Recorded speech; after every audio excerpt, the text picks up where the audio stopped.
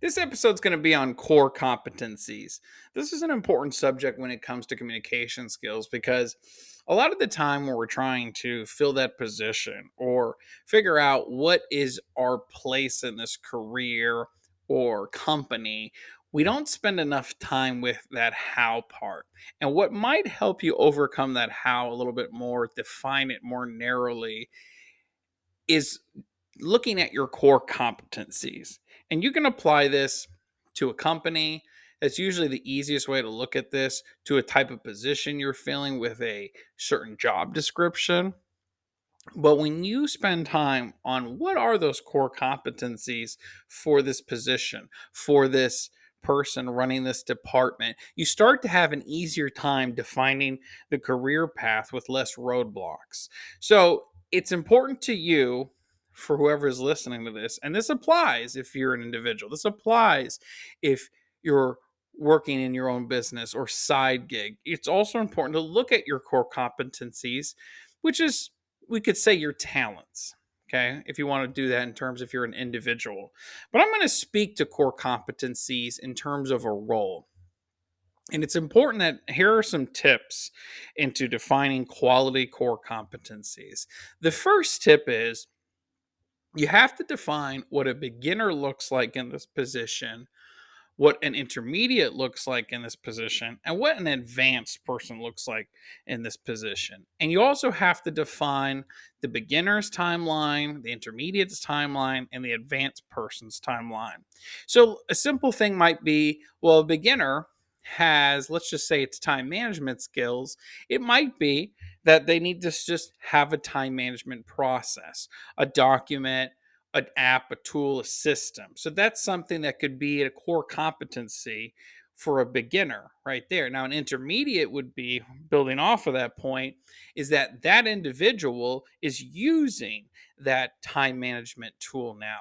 They're using it on a daily basis to make sure that their stress management is under control, that they're putting more action into their hours versus putting more hours into their action. And then an advanced person maybe is able to speak to that or train other people on your team. So that's an example of one core competency and how you might use that.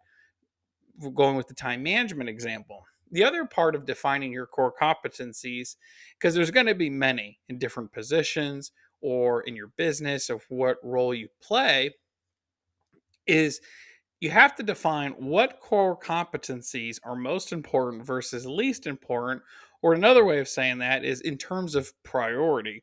So once you have your core competencies, however that may be for that position, that role, it is to then look at them and prioritize them from in terms of importance. So if you're a sales professional, the first core competency might be how well you manage your telephone calls or manage your sales communication around products or services. That would be a competency if you're a salesperson. Customer service role might be slightly different, and this is where they can kind of overlap.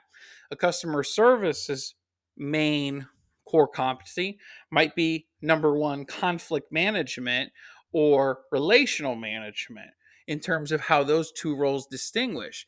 Now, they do have some overlaps in terms of skills. Yes, selling skills needs customer service skills. And in some ways, customer service skills needs selling skills, you could argue. However, it's important to know those distinct separations between those two roles, because then once you do that, it's easier for you to place or put people's skill sets in the right place to ensure productivity is high, conflict is low, and efficiency doesn't suffer as a result, which is another main benefit of defining those core competencies. Now, another tip that will also help you is to put a timeline of what a beginner looks like. So, what I mean by that is, one project I'm working on had a healthy amount of salespeople, and everybody had different skills already. Some were more seasoned, some were new, and there's some who have been in the role XYZ months, 6, 7, whatever, who are starting to kind of fall into that intermediate role. So, one of the things I did, and it's important to do this when you tackle the core competencies is to ask yourself, who is the voice of the customer? Who do I need to speak to kind of get perspective from their lens? See, a lot of the time when projects go into play, the two biggest questions we don't ask ourselves is number one is what does good look like? That's the biggest question around any project, or if you're going to tackle labeling and figuring out the core competencies. The other thing, too, second question is what does good feel like? So again, you want to ask yourself, what does good look like in this core competency from beginner, intermediate, advanced? And what does good feel like? But you have to put a timeline on what that beginner is. So in the one project that I typically work on, I say, let's say 6 months. My goal is 6 months. I want to take someone brand new and make them advance in 6 months. So a beginner, organically, I give them 0 to 90 days. It's about 3 months. So in 3 months, what does that beginner need to be focusing on in this specific core competency? Okay. Second thing is then after 90, the 90 to 180 days. What does that intermediate look like? What after that 90-day period, what kind of roadblocks are there expected? What kind of things they still be working on? What fundamentals are still going to be there? And what do they need next with those expected roadblocks? And then advance is typically 180 days or 6 months plus, I say. So once they hit that 6 month mark, what I'm saying is I'm defining that you're an advanced person. Now, again, that's just one example. You have to be more pragmatic with the fact that when I put these core competencies together, it might be a different timeline for you. For to say, let's say, an engineer, which is something I don't really have enough experience to speak to, but maybe there's that advanced engineer that you have on your team if you're going to tackle this project who's been in the game, let's say 10 years.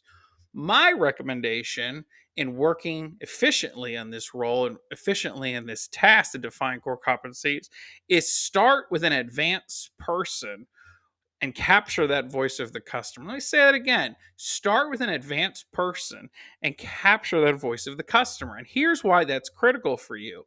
For those who are heavy in project management, we know, you know, that starting with the end result and working backwards typically helps you to define previous steps to create that end result, which is why you want to start with that advanced person and ask those quality questions. Like, when you first started in your role, what were some of your biggest roadblocks XYZ years ago? And you're going to want to take diligent notes around each of those questions. And then ask, well, after you were 3 months into the role, what changed for you? And what continues to be an obstacle even after those 3 months you found?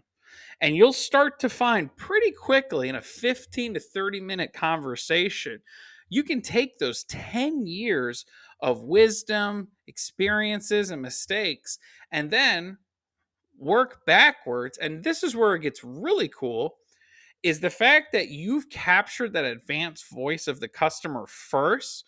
What'll happen is all those traps, roadblocks he experienced, you can take that to your leadership and say, I've defined these core competencies and I started with this individual with this much experience, and here's what I found. Now, to cement this even stronger, once you start with your advanced individual, then you're going to want to work with somebody that might also be intermediate or their boss to really help get your perspective on what the core competencies are for this role we're going to experience. Now, if you're an entrepreneur, this is a little bit different simply because you wear many different hats. But what you have to ask yourself is when you're wearing your salesman hat or you're wearing your operational hat or your marketing hat, what core competencies do you need to be focusing on, which is a little tougher to do. So, again, this is a really important episode to me. It's something that's been top of mind, something I've been working diligently on, and I'm oddly passionate about it too. So, we hope you had some value, and I'll talk to you on the next one. Take care, guys.